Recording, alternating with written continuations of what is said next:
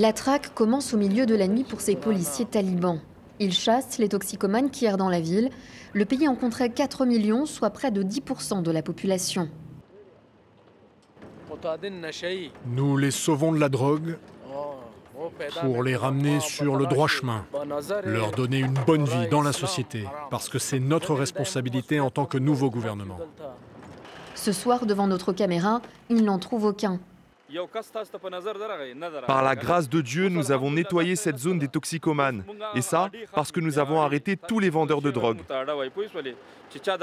Vous étiez avec nous pendant cette patrouille. Avez-vous vu un seul drogué? Il n'y en a plus. Depuis qu'ils sont au pouvoir, les talibans prétendent avoir quasiment éradiqué l'insécurité dans les villes. À quelques centaines de mètres de là pourtant, une opération musclée d'une autre patrouille vise à faire déguerpir des toxicomanes. Les seules images de cette intervention seront filmées au smartphone par un civil présent sur place. Des méthodes d'expulsion courantes qui ne les empêchent pas de revenir le lendemain matin. Ce terrain vague dans l'ouest de Kaboul est l'un des QG des dealers de drogue. D'après ces toxicomanes, la violence à leur égard est montée d'un cran depuis l'arrivée des talibans.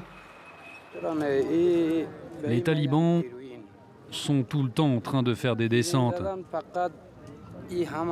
Ils débarquent avec leurs bâtons pour nous rouer de coups, pour nous faire peur. À chaque fois, on part en courant. Mais parfois, ils n'hésitent pas à nous tirer dessus avec leurs kalachnikovs. Ces hommes vivent dans des conditions inhumaines, au milieu des eaux usées de Kaboul. Des toxicomanes y meurent tous les mois et sont enterrés ici, dans la boue. Quand on trouve des cadavres, ils ont le visage recouvert d'abeilles. Le dernier mort qu'on a trouvé, on lui a recouvert le visage d'un tissu, mais même comme ça, les abeilles continuent de rentrer. Alors on l'a vite enterré. Le phénomène d'addiction à l'héroïne n'a rien de nouveau en Afghanistan. Aucun des précédents gouvernements n'a réussi à y mettre un terme.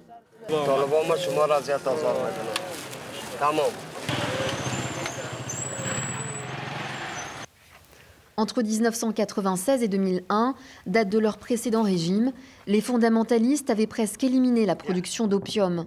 À ce jour, elle représente 85% de la production mondiale. Aujourd'hui, les talibans sont plus ambigus. Le code de conduite publié par le ministère pour la promotion de la vertu et la répression du vice se veut sans équivoque.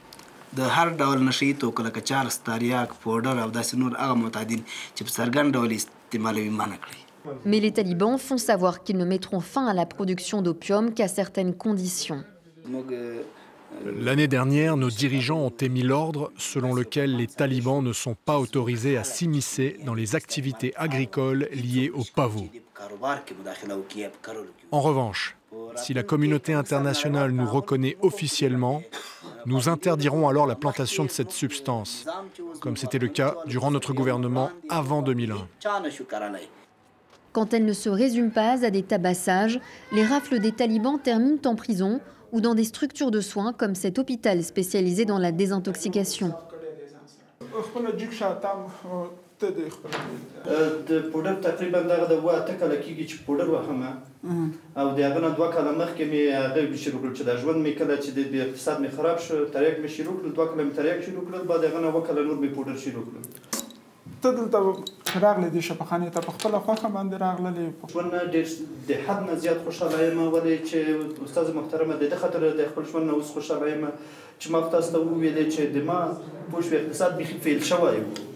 Suite à la récente prise de pouvoir des talibans, Washington a gelé les réserves de la Banque centrale afghane, soit près de 10 milliards de dollars.